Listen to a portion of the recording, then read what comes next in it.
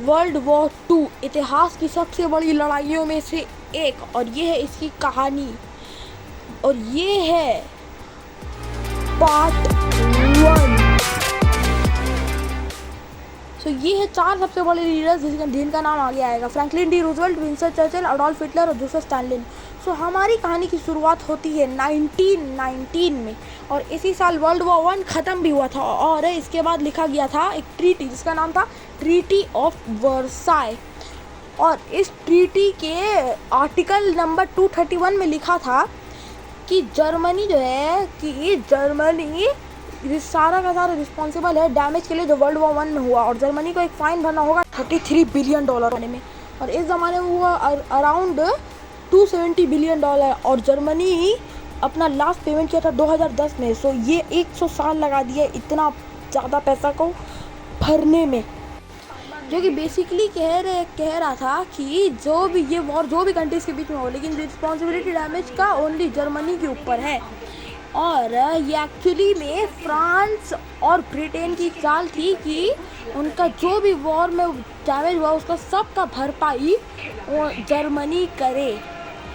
और आप सोच रहे होंगे कि $33 बिलियन कहाँ से आएंगे। सो ऑब्वियस सी बात है, ये सारे पैसे आएंगे देश से, यानी कि जनता से। और ये फाइन का पहला पेमेंट हुआ था 1921 को, और उसके तुरंत बाद ही जर्मनी में देखने को मिला था हाइपर इन्फ्लेशन। और ऑब्वियस सी बात थी, इसकी वजह से इकोनॉमी का सत्यानाश हो गया और इन अनएम्प्लॉयमेंट बढ़ने लगा तेज़ी से। और इस ऐसे हालातों में हमारे कहानी में एक तो आदमी की एंट्री होती है, एडोल्फ हिटलर, जिसको लोगों को अपने भाषणों से लोगों को भड़का के बेवकूफ़ बनाना बहुत अच्छे से आता था। और साल 1923 में हिटलर की नाज़ी पार्टी ने जर्मन सरकार को ओवरथ्रो करने का कोशिश किया था कूप करके, लेकिन हालांकि ये अटेम्प्ट फेल हो गया था। लेकिन इस चीज़ से हिटलर की पॉपुलैरिटी देश में और ज़्यादा बढ़ जाती है, और अफवाहें फैलाई जाती है कि ये सब जो भी हुआ है, इंटरनेशनल बेइज्जती ये जर्मनी की, वो सब हुआ एंटी नेशनल की वजह से। मतलब कि हिटलर कह रहा था कि ज्यूज और सोशलिस्ट लोगों की वजह से ये सब हुआ है।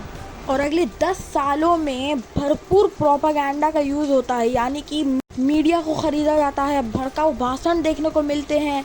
और इस चीज़ से मेरे दिमाग में सिर्फ और सिर्फ एक ही बात आता है, और वो है कि जनता की पागल है। मान भी लेंगे, क्योंकि इतना ज़्यादा हाइपर इन्फ्लेशन मतलब महंगाई बढ़ गया था कि जनता का दिमाग ख़राब हो गया था। क्योंकि अगर ज़्यादा महंगाई हो, जैसे कि अभी टमाटर का, तो थोड़ा सा लगता है ना फ्रस्ट्रेशन, और आपको थोड़ा गुस्सा आता है इसीलिए। और साल 1929 में ग्रेट डिप्रेशन को भी देखने को मिलता है, से अनएम्प्लॉयमेंट और ज़्यादा बढ़ने लगता है, बहुत तेज़ी से बढ़ने लगता है। नतीजा ये कि साल 1933 में हिटलर अपने आप को डिक्टेटर घोषित कर देता है, और पूरे देश का कंट्रोल अपने हाथ में लेने के बाद हिटलर निकल पड़ता है अपने सपने को पूरा करने। एक राज्य, एक जर्मन राइट, एक राज्य जो रेशियली प्योर हो, जिसमें ओनली आर्यन रेस के लोग रहे, और यहाँ पे ज्यूज और स्लाविक लोगों के लिए कोई जगह नहीं है। यहाँ पे सिर्फ और सिर्फ आर्यन रेस के लोग रह सकते हैं। और लोगों को बहकाने के लिए ज्यूडियो बोल्शेविज्म का एक कॉन्स्पिरेसी थ्योरी का यूज़ किया जाता है, जिस कॉन्स्पिरेसी थ्योरी के हिसाब से रशियन रेवोल्यूशन जो हुआ था 1917 में, जिससे सोवियत यूनियन फॉर्म हुआ, वो ज्यूज लोगों की वजह से हुआ। और 1935 में बाकी दुनिया को पता चलता है कि जर्मनी के पास खुद की एक एयरफोर्स है, और वो लोग शॉक्ड इसीलिए होते हैं क्योंकि ट्रीटी ऑफ वर्साई के अकॉर्डिंग जर्मनी को अपनी मिलिट्री पावर रखने का अलाउड नहीं है। इस चीज़ का मतलब है कि जर्मनी खुल्ला ट्रीटी ऑफ वर्साई को वायलेट कर रहा है। लेकिन इस टाइम तक लोगों को लगता था कि ये सब ठीक नहीं है, मतलब जर्मनी को पहले से इतना फाइन भरना पड़ रहा है और उसको मिलिट्री पावर का भी अलाउड नहीं है। 1935 जून में ब्रिटेन के लिए Anglo German naval agreement sign किया जाता है। और हाँ, जब मैं जर्मनी की बात कर रहा हूँ मतलब मैं हिटलर की बात कर रहा हूँ।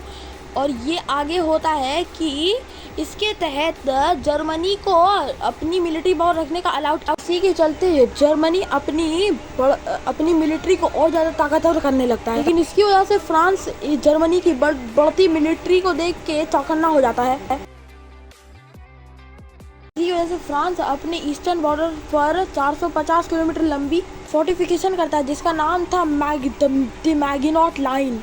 के बाद साल 1938 में जब हिटलर को लगता है कि उसकी नाजी सेना ज़्यादा ताकतवर हो चुकी है, तो उसकी नज़र जाती है ऑस्ट्रिया देश पे, जिसको वो इन्वेट करना चाहता है।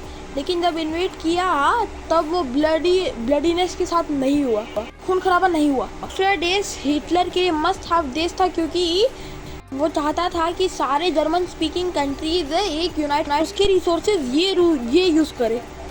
और ऑल्सो जिन रेस को हिटलर अच्छा मानता था, यानी कि आर्यन रेस, उन्हें ये लिविंग स्पेस देना चाहता था, ज़्यादा लिविंग स्पेस का, कि वो लोग खुल के जी सके।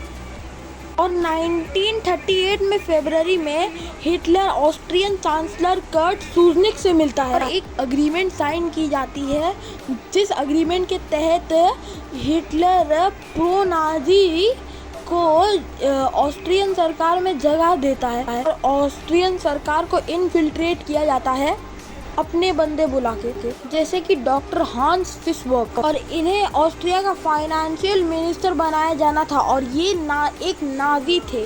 सो इसीलिए इन्होंने सारे नाजी जो जेल में बंद थे उन्हें रिहा कर दिया। इससे आहिस्ते आहिस्ते करके जर्मनी की हालत अनकंट्रोल होने लगती है और ऑस्ट्रिया के चांसलर इनफिल्ट्रेशन नहीं चाहते थे। सो इन्होंने सोचा कि क्यों ना जनता को ही पूछ लिया जाए कि वो लोग क्या चाहते हैं, ये ऑस्ट्रिया एक इंडिपेंडेंट कंट्री बन के रहे या फिर नाजीज के अंदर चला जाए। और सबसे बड़ी चीज़, इंडिया लैंड हो चुका है चांद पे। चंद्रयान 3 एक सॉफ्ट लैंडिंग के साथ चांद पे लैंड हो गया। So congratulations. Now back to the topic. So इस चीज़ के लिए कि ऑस्ट्रिया एक इंडिपेंडेंट देश रहना चाहिए या फिर जर्मनी के साथ मिल जाना चाहिए, इसके लिए एक नेशनल वोट किया जाता है। और जैसे ही हिटलर को इस वोट के बारे में पता चलता है, वो अपनी आर्मी को मार्च कर देता है ऑस्ट्रिया के ऊपर। वियना शहर के अंदर वो जर्मनी की मिलिट्री घुस जाती है, लेकिन ऑस्ट्रियन चांसलर कोई भी खून खराबा नहीं चाहते थे अपने देश में। काहे कि कौन ही चाहता कि अपने देश में खून खराबा हो, तो वो अपनी गद्दी से रिजाइन कर देते। फिर हिटलर अपनी प्रोपेगेंडा मिनिस्ट्री के साथ मिलकर फेक न्यूज़ बनाने लगता है कि वियना शहर में राइट्स हो रहे हैं, दंगे हो रहे हैं और इन सब की वजह है कम्युनिस्ट लोग। और हिटलर की आर्मी को बुलाया गया है ये सब को रोकने के लिए। अगले ही दिन ऑस्ट्रियन पार्लियामेंट को पूरी तरह से डिसॉल्व कर दिया जाता है, जिसकी वजह से ऑस्ट्रिया अब एक इंडिपेंडेंट देश नहीं रहा। उस टाइम की बात कर रहा हूँ, आपकी बात नहीं कर रहा हूँ, समझ जाना। ये इन्वेजन बिना किसी खून खराबे के सक्सेसफुल हो जाता है। और मेन रीज़न ये है कि ऑस्ट्रिया में उस टाइम में हिटलर के साथी भी थे, हिटलर के जो फेवर में थे क्योंकि वो लोग विक्टिम्स थे प्रोपेगेंडा के जो हिटलर ने चलाया था, यानी कि फेक न्यूज़, जो मानते थे कि ये ऑस्ट्रिया जर्मनी के अंदर आने से ये भी एक सुपर पावर बन जाएगा। और इसके बाद यानी कि ऑस्ट्रिया पे कब्जा करने के बाद हिटलर की नज़र जाती है सीधा चेकोस्लोवाकिया में। और अब ऑस्ट्रिया के बाद चेकोस्लोवाकिया की बारी थी, लेकिन चेकोस्लोवाकिया के एक एरिया है सुडेटेनलैंड करके, और वो चेकोस्लोवाकिया के इस साइड में है। जो आप ये जो हल्का हल्का ब्राउन कलर में दिख रहा है ना, वो है आपका सुडेटेनलैंड। और इस एरिया में करीब 30 लाख जर्मन्स थे। और हिटलर कहता है कि ये एरिया तो हमारा पक्का होना चाहिए क्योंकि ये इसमें जर्मन्स है। और इस टाइम पे हमारी कहानी में एक आदमी की एंट्री होती है और इनका नाम है नेविल चेम्बरलेन, ब्रिटेन के प्राइम मिनिस्टर। और ये कोई भी हालत में अगली वॉर वर्ल्ड वॉर 1 के बाद नहीं चाहते थे। सो इन्हें लग रहा था कि अगर ये जर्मनी को वो जो भी जाता है वो दे देंगे तो वो चुप बैठेगा। मतलब ये उसी तरह का हो गया जैसे कि अगर आप बच्चे को चॉकलेट दे के चुप करवा रहे हैं। और इसी रीज़न से 1938 में एक एग्रीमेंट साइन किया गया और उसका नाम था द म्यूनिक एग्रीमेंट। और मुझे लगता है कि ये पार्ट के लिए आज के लिए इतना ही। अगला पार्ट जल्दी ही आएगा। सो बाय बाय, जय हिंद। सावधान रहे, सतर्क रहे। जय हिंद।